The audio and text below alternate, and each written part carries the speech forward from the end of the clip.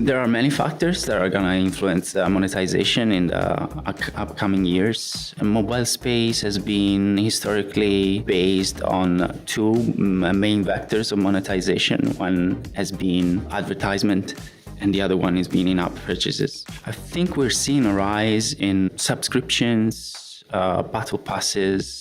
We'll probably see a rise of digital wallets of different kinds. When we talk about games as platforms, there are all sorts of monetization schemes that go into that do not necessarily conform to any of the previous ones in the same sense. I'm very curious to see how AI is going to change how we monetize different games. You're seeing people starting to pay for characters, paying for NPCs, paying to subscribe to these types of services. I'm very curious to see how that is going to make its way into games.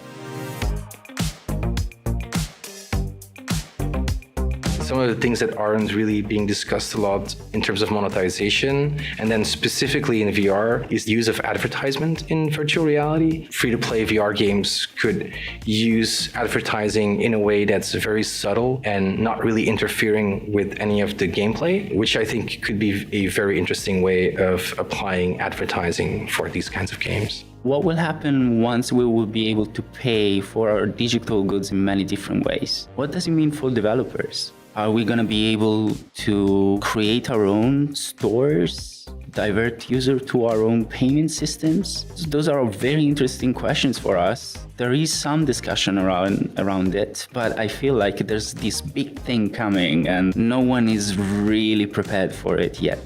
A topic I think we should discuss much more when it comes to monetization is respectful monetization. Respect for the player, and in our case also for the parent, because we're making kids games. Show respect by not constantly reminding the players about that there is a store where you can go and buy stuff. You separate the store and monetization from the actual game experience. But then it's also important to be upfront with what you get when you pay, so there is no surprises. And also make sure that players can test some part of the content for free.